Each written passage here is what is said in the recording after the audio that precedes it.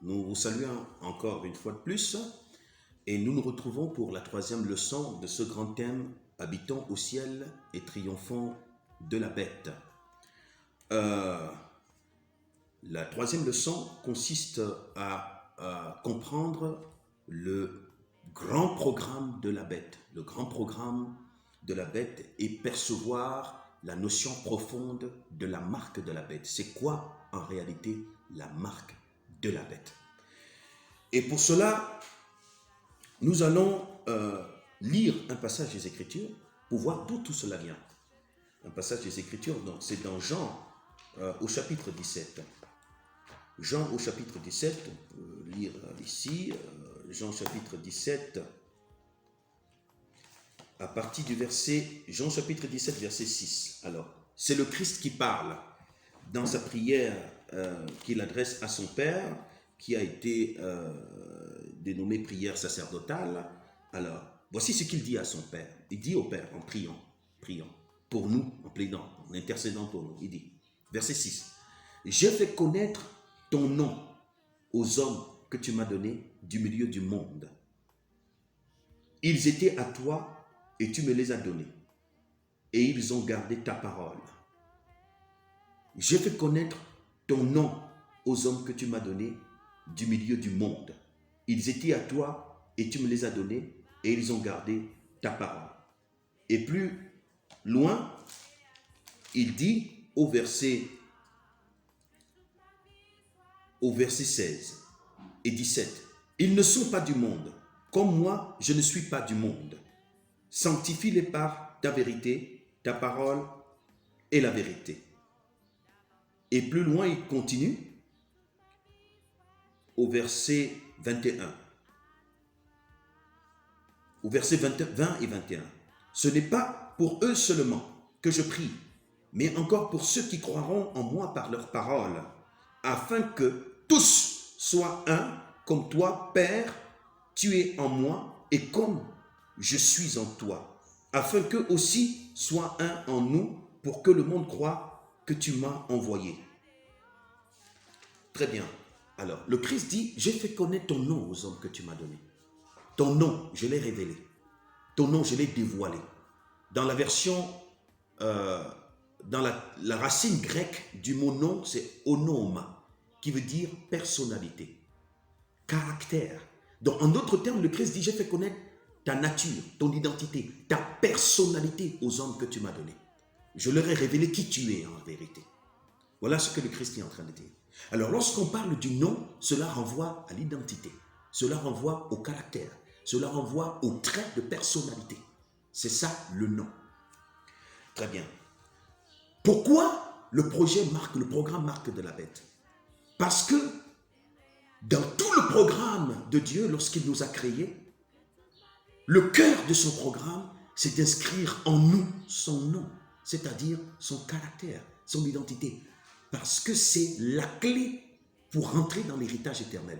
C'est la clé pour triompher du méchant ici. D'ailleurs, quelque part, le Christ dit, garde-les en ton nom que tu m'as donné. C'est-à-dire, la seule manière pour eux de triompher de Satan, de triompher de toute adversité, c'est ton nom. S'ils ont ton nom, ils vont triompher. S'ils ont ton identité, s'ils ont ton caractère, s'ils ont ta nature, s'ils ont tes vertus, ils vont triompher. D'ailleurs, quelque part, le psalmiste dit, le nom de l'Éternel est une tour forte. Le juste s'y réfugie et se trouve en sécurité. Le nom de l'Éternel, l'identité de l'Éternel, les caractères de l'Éternel, les vertus de l'Éternel, la personnalité de Dieu, c'est une tour forte. Celui qui se réfugie dans ses vertus, qui se réfugie dans ses caractères, qui se réfugie dans sa nature, qui se réfugie dans son regard, il est en sécurité. Il est dans une tour forte, il est inébranlable.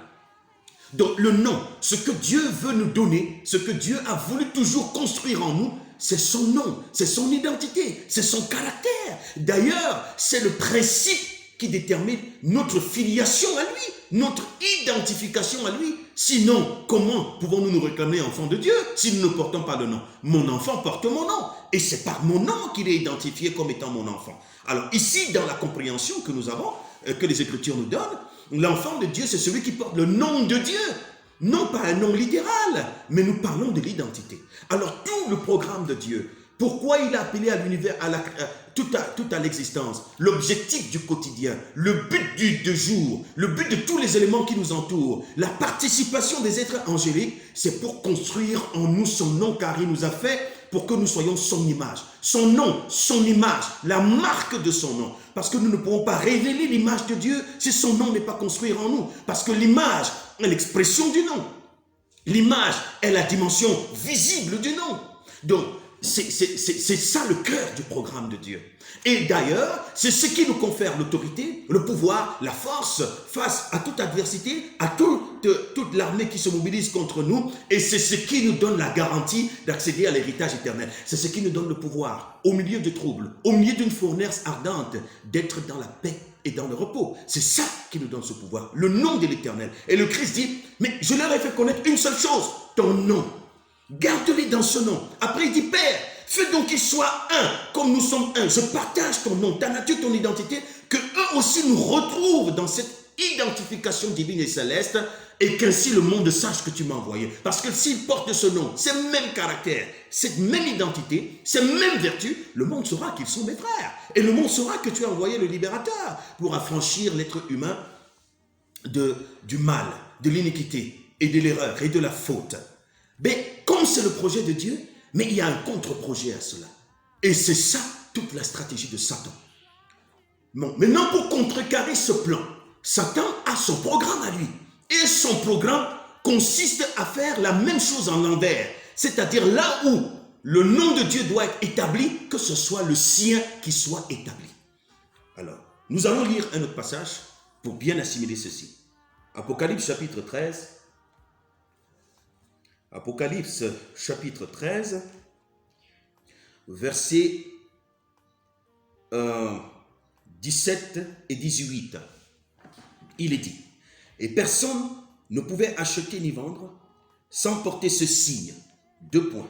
Je suis dans la version parole vivante. Soit le nom de la bête, soit le chiffre correspondant à son nom. Verset 18. C'est ici qu'il faut de la vraie sagesse. Que l'homme intelligent déchiffre le nombre de la bête. Ce nombre représente le nom d'un homme, c'est 6, 6, 6. Alors, les Écritures nous disent quoi? Qu'il y a le nom de la bête et il y a le nombre correspondant à son nom.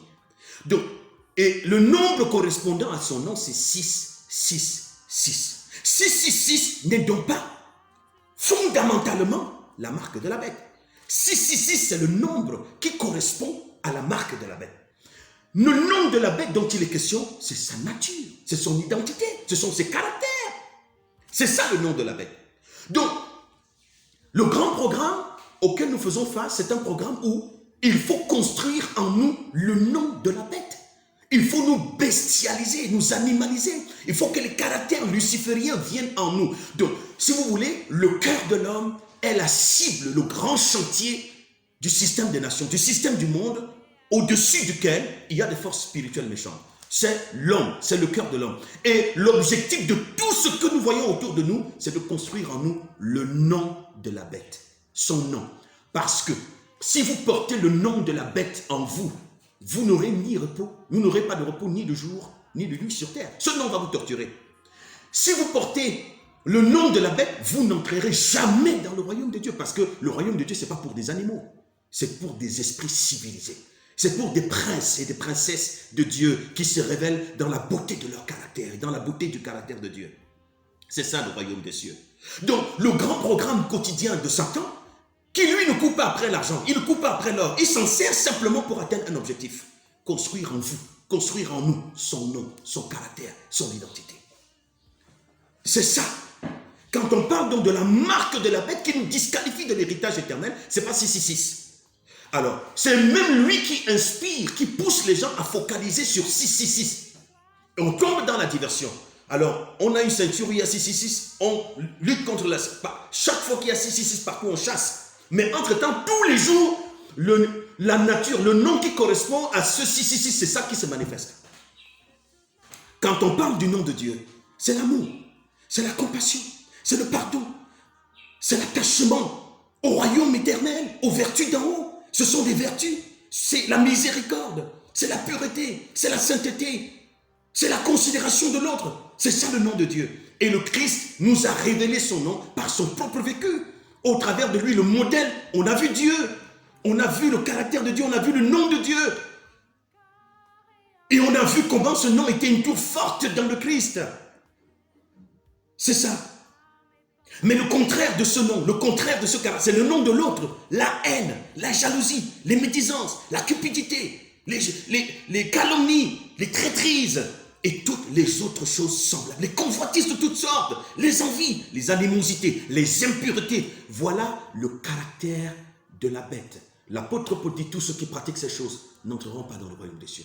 Tous ceux qui portent le nom de la bête n'y entreront jamais. D'ailleurs, vous, sur terre, vous ne connaîtrez jamais de repos, ni de jour, ni de nuit, parce que la bête vous torturera. Cette nature va vous torturer. Voilà comment il faut comprendre la notion marque de la bête. La marque de la bête n'est pas 666. 666, c'est le nombre qui correspond à la marque de la bête. La marque de la bête, c'est dans le cœur de l'homme. La marque de la bête, c'est en termes de caractère. Et ça se construit tous les jours dans les foyers, dans les familles, dans les maisons, au milieu des nations. Ça se construit tous les jours. Entre-temps, les gens luttent pour lui fuir la marque de la bête sur les habits, sur les chaussures, sur la ceinture, sur les téléphones.